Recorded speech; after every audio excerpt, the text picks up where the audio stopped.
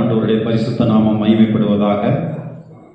இந்த நிகழ்ச்சிக்கு ஆரம்பமாக நேர்பெர் வாலிபர் சங்கத்தினர் ஒரு பாடலை பாடி ஆரம்பிப்பார்கள்.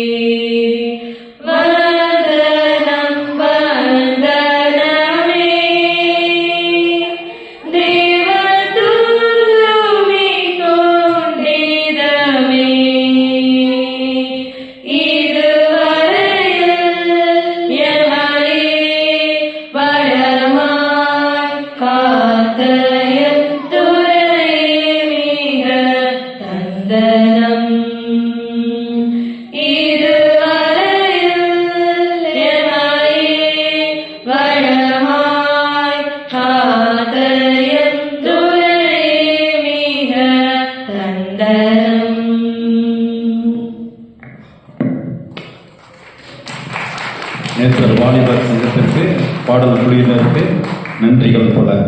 அருமையான ஒரு பாடலை பாடினார்கள். இப்பொழுது வரவேற்புரை செல்வி கரோலின் துணை செயலாளர், நேர்பெர் வாலிபர் சங்கம்.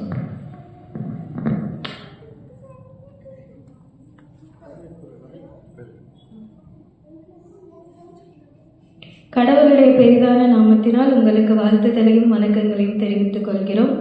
இந்த ஆண்டு விழாவை தலைமை தாங்கி இருக்கும் சபை செயலாளர் அவர்களை வாலிபர் சங்கத்தின் சார்பிலும் ஓய்வு நாள் பள்ளியின் சார்பிலும் அன்புடன் வரவேற்கிறோம். இந்த கூட்டத்தை ஜெபித்து ஆரம்பித்து வைத்த சபை போதகரை வாலிபர் சங்கத்தின் சார்பிலும் ஓய்வு நாள் பள்ளியின் சார்பிலும் அன்புடன் வரவேற்கிறோம். இந்த நாளில் சிறப்பு செய்தி அளிக்க வரவிருக்கும் TLC போதகர் ஜெத்ரோ அவர்களை அன்புடன் வரவேற்கிறோம். இந்த நாளை சிறப்பிக்க கடந்து வந்திருக்கும் உங்கள் யாவரையும் வாலிபர் சங்கத்தின் சார்பிலும் ஓய்வு நாள் பள்ளியின் சார்பிலும் வரவேற்று எனது வரவேற்புரையை முடிக்கிறேன். கரோலின் சுருக்கமான ஒரு வரவேற்புரைக்காக. அடுத்து வாலிபர் சங்க அறிக்கையை செல்வி தீட்சிகா செயலாளர் நேத்தர் வாலிபர் சங்கம் வழங்குவார்.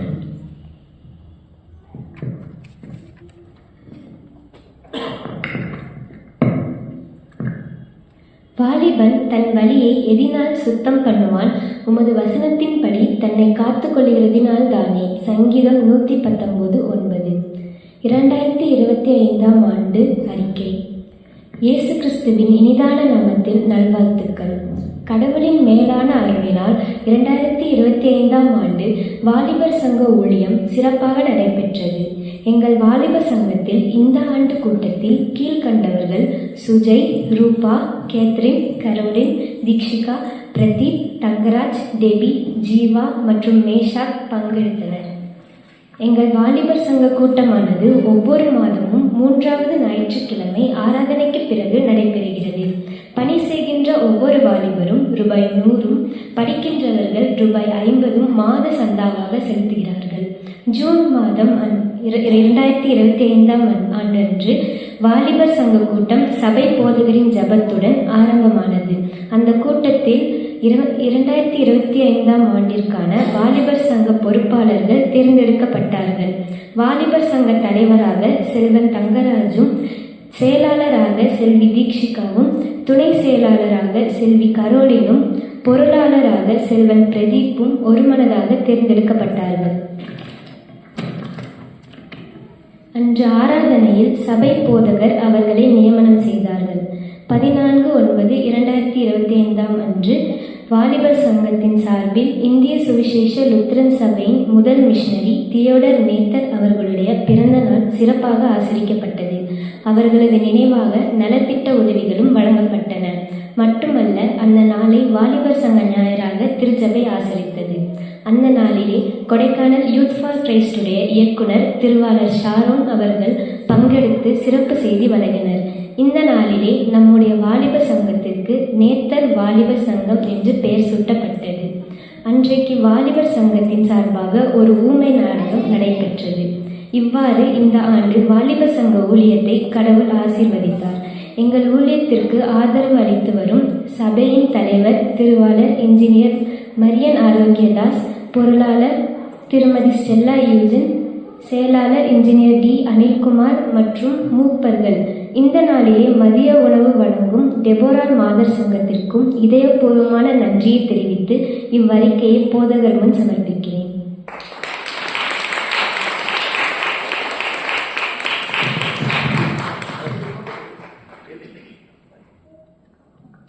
தேங்க்ஸ் தீட்சிகா. மிக தெளிவான ஒரு அறிக்கை. இப்பொழுது நேத்தர் வாலிபர் சங்கத்தினர் ஒரு சிறப்பு பாடலை பாடுவார்கள்.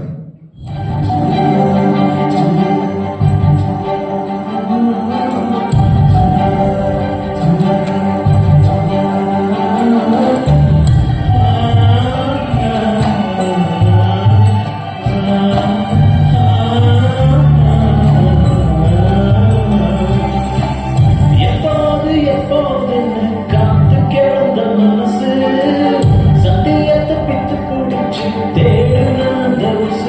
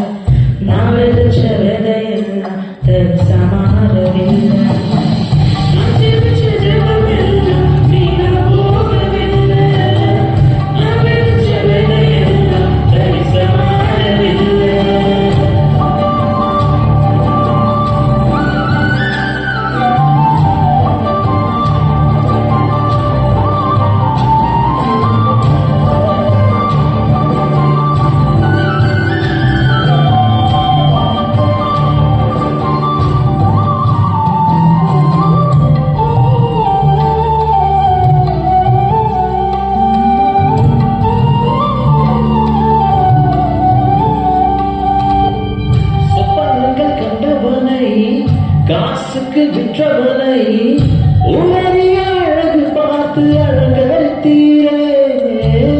உடல் வந்து சேர்ந்து கொண்டு குழியில தள்ளினாலும் ஊருக்கு முத்தமிட்டு அழைத்துக் கொள்பவரே. நீ செய்தத நினைச்சு நன்றி சொல்லுது மனசு. எத்தனையோ பாட்டிருந்தோ மனசு பாடுது புதுசு. நான் ஜெபிச்ச ஜெபம் எல்லாம் வீணா போகவில்லை. நான் விதைச்ச விதையெல்லாம் தரிசு மாறவில்லை.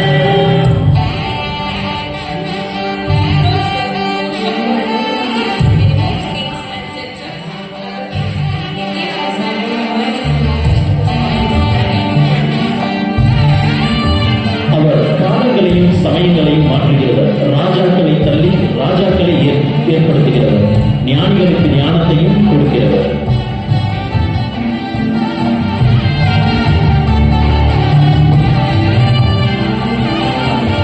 தெக்கி தெக்கி பேசும் என்னை மந்தனாவை கொண்டவனை ராஜாக்களை தள்ளி ராஜாவாக்கினி.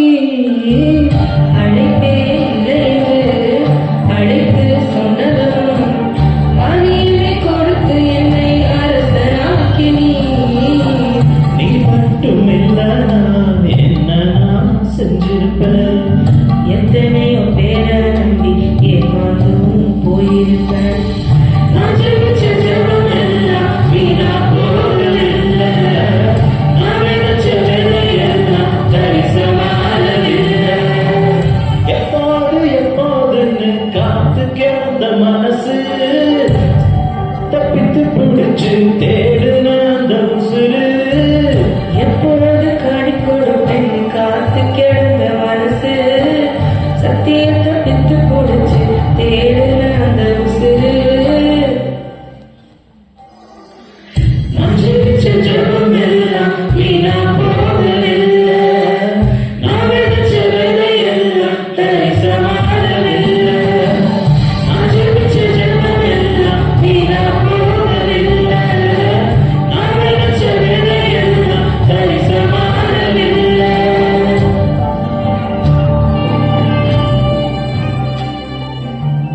Thank you. Praise the Lord. இயேசுவையே துதி செய். இந்த பாடலை கேட்டிராத பாடியிராத திருச்சபையார் இருக்கவே முடியாது. இந்த பாடல் எந்த ஒரு நல்ல நிகழ்விலும் இடம்பெற்றிருக்கும் ஒரு தவிர்க்க முடியாத பாடல். இந்த பழமையான ஆழமான அர்த்தமுடைய பாடலை உருவாக்கிய நிகழ்வு சுவாரஸ்யமானது.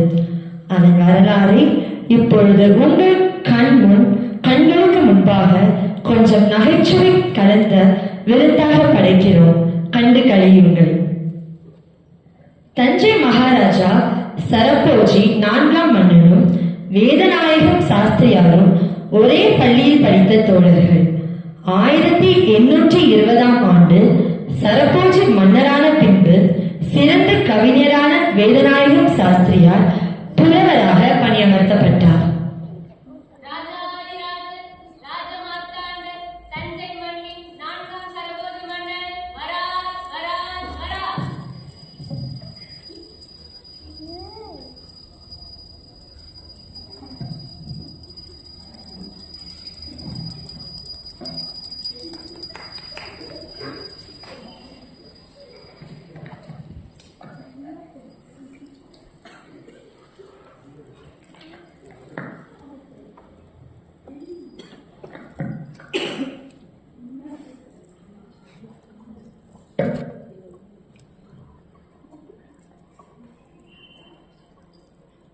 அண்ணா அண்ணா அண்ணா அண்ணா.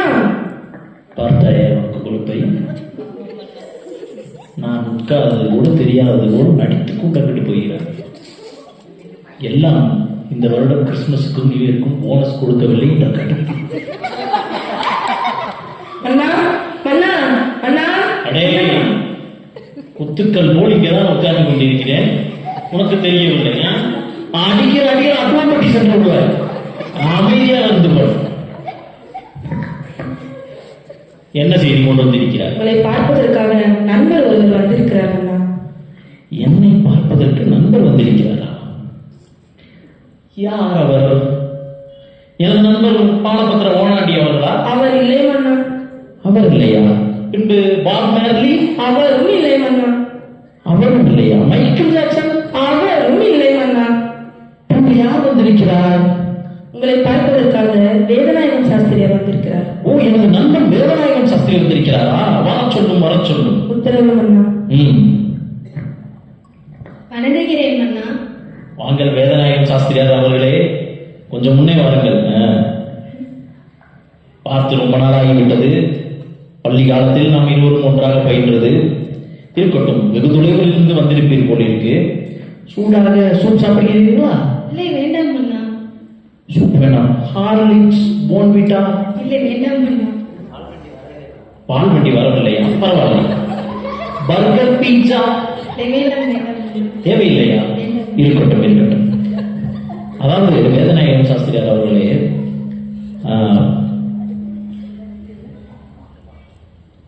சாரி, கொஞ்சம் நேரம் மறந்துட்டேன். ஒன்றுமில்லை வேதநாயகம் சாஸ்திரியாரே, உலகத்தையும் என்னையும் நீங்கள் மறந்து விட்டீர்கள். ஏன் என்ற காரணம் என்றால், அதாவது நீங்கள் கவிதை எழுதுவதிலும் பாடல்கள் இயற்றுவதிலும் அதிலேயே தொலைந்து போய்விட்டீர்கள். சோ அதனால் அல்லவா? உண்மைதானே? ஆமாம் ஆமாம் மன்னா. என்ன நோமாம் நோமாம் மன்னா, சொல்லுங்கள். ஆமாம் மன்னா. உலகம் கொள்ளாத அன்பை உருவாக கொண்ட இயேசு கிறிஸ்துவை நினைக்கும் போது பாடல்கள் பிரவாகித்து வருகின்றன. அதில் நான் மூழ்கும் போது எனக்கு கிடைக்கும் சமாதானத்தையும் ஆனந்தத்தையும் நான் எவ்வாறு விவரிப்பேன்? வேதநாயகம் சாஸ்திரியார் அவர்களே, இன்னும் கொஞ்ச நேரம் உங்களை பேசவிட்டால் நானும் டயலாக்கை மறந்து விடுவேன், வந்த காரியத்தையும் மறந்து விடுவேன். யாரங்கே? யாரங்கே? யாரங்கே? சொல்லுங்கள் மன்னா, சொல்லுங்கள். சமையல் அறையிலிருந்து கூப்பிட்டால் மட்டும் ஓடோடி வந்து விடுவது, வெளியில் டீ பிஸ்கட் மிச்சர் கொடுக்கிறார் என்றால் உடனடியாக முதலாக வந்து விடுவது, அரசவைக்கு மட்டும் லேட்டாக வருவது, இதையே நீ வாடிக்கையாக வைத்துக் கொண்டிருக்கிறாய். போய் அந்த சுருளை எடுத்துக்கொண்டு வா. என்ன பொருள்?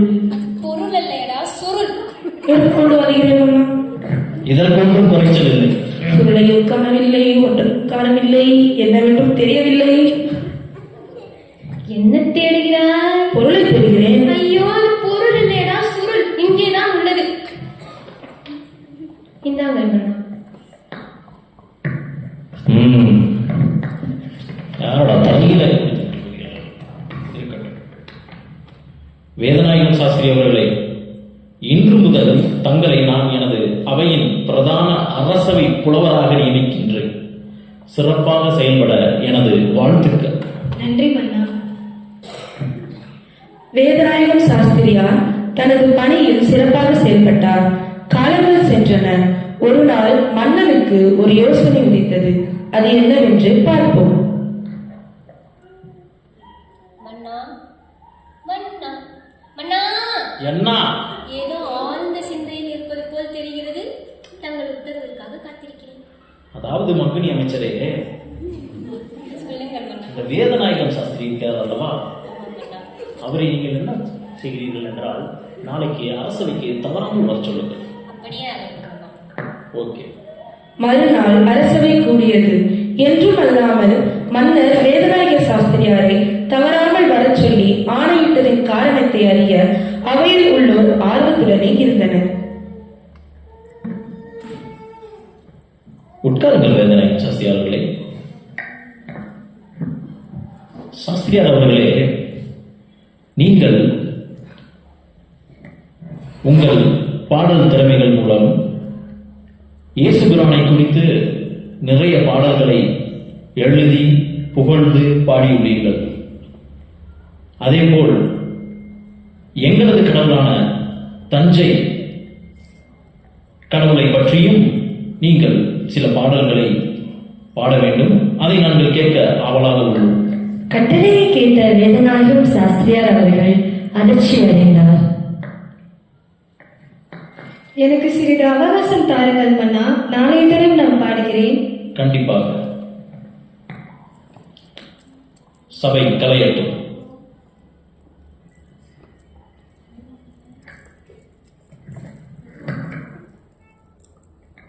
எதிர்பாராத இந்த கட்டளையை கேட்ட வேதநாயகம் சாஸ்திரியார் என்ன செய்வதென்று தெரியாமல் மனக்கலக்கத்துடன் தன் வீட்டிற்கு சென்றார்.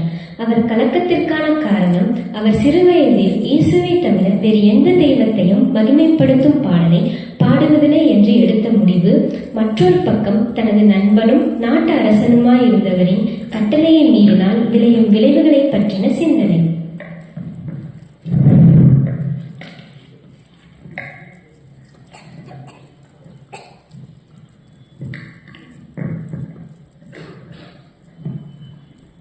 வாருங்கள் வாருங்கள், வந்துவிட்டீர்களா? என்ன ரொம்ப சோகமா இருக்கீங்க? என்ன ஆச்சு? நடந்தவற்றை வேதநாயகம் சாஸ்திரியார் தன் மனைவியிடம் கூறினார். இப்ப என்ன செய்ய போறீங்க? நான் முடிவெடுத்து விட்டேன். மறுநாள் அரசவை கூடியது.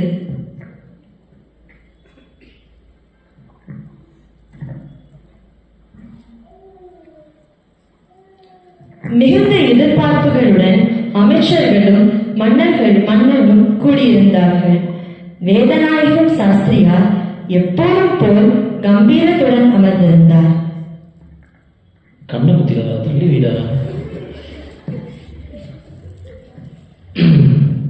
என்ன வேதநாயகம் சாஸ்திரியாரே, தயாராக உள்ளீர்களா?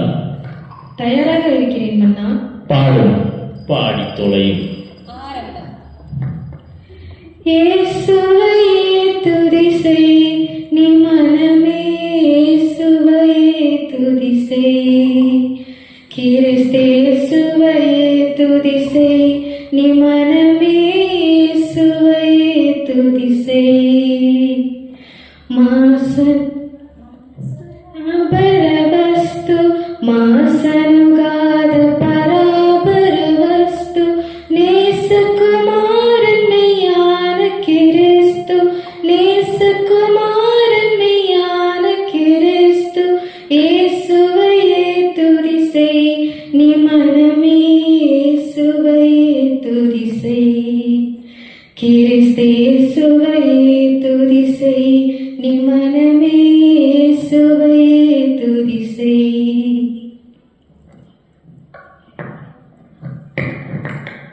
மன்னரின் கட்டளையை துணிச்சலாக நிராகரித்து தன் கடவுளை புகழ்ந்த வேதநாயகம் சாஸ்திரியாருக்கு என்ன கதி நேரிடுமோ என்ற கலக்கமும் அதிர்ச்சியும் அமைச்சர்களை நிரப்பிற்று. புலவருக்கு துணிச்சல் தான், ராஜகட்டிலே மீது விட்டாரு. ஆனால் அவர் பக்தி என்னை பூரிப்படைய செய்கிறது. வாருங்கள், என்ன நடக்கிறது என்று பார்ப்போம். இதை எதிர்பார்த்திராத மன்னனும் யோசனையில் மூழ்கினார். சிறிது மௌனத்திற்கு பின் யார் எதிர்பார்த்திராத ஒரு அறிவிப்பை அறிவித்தார். அது என்னவென்றால், உம்முடைய ஆன்மீக ஆழத்தை பாராட்டுகிறேன்.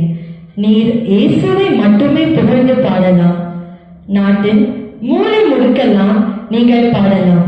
இது மன்னன் அனுமதி. யாரும் உங்களை தடுக்க முடியாது. எதைவிடவும் பெரியது நீங்கள் கொண்ட இறை விசுவாசம். அதை நான் மதிக்கிறேன் என்றார். வேதநாயகம் சாஸ்திரியாருக்கு ஏற்பட்ட சூழ்நிலையில் நம்மை வைத்து சிந்தித்து பார்ப்போம். தன்னுடைய அந்தஸ்தையோ உயிரையோ குறித்து சற்றும் சிந்திக்காமல் தன்னை தன் ஜீவனை கொண்டு மீட்ட கிறிஸ்துவுக்காய் எதையும் பொருட்படுத்தாமல் இயேசுவையே துதி செய் நீ மனமே என்று துணிச்சலுடன் தன் விசுவாசத்தை காத்துக் கொண்டார். அவர் விசுவாசத்தையும் துணிச்சலையும் கனப்படுத்திய தேவன் யாரும் எதிர்பார்த்திராத அறிவிப்பை மன்னர் வாயிலிருந்து புறப்பட பண்ணினார். அதைவிட மிகப்பெரிய ஆசீர்வாதமாக காலத்தால் அழியாத பாடலாக இயேசுவையே துதி செய் என்ற பாடல் இன்றும் நம்மால் பாடப்பட்டு வருகிறது. நாம இருந்திருந்தால் என்ன செய்திருப்போம்? சிந்தித்து பார்ப்போம். விசுவாசத்தில் பலப்படவும் வேதநாயகம் சாஸ்திரியார் போல் கிறிஸ்துவுக்காய் நிற்போம். அவருக்கு மாத்திரமே மகிமையை செலுத்துவோம். தேவனுக்கே மகிமை உண்டாவதாக. தேங்க்யூ.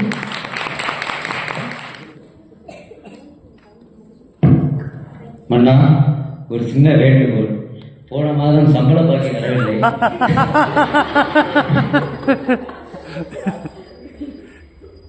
தங்கராஜ் பிராக்டிஸ் அழைத்தால் ஒழுங்காக வருவதில்லை, சம்பளம் மட்டும் வேண்டுமா? நன்றி. Super super.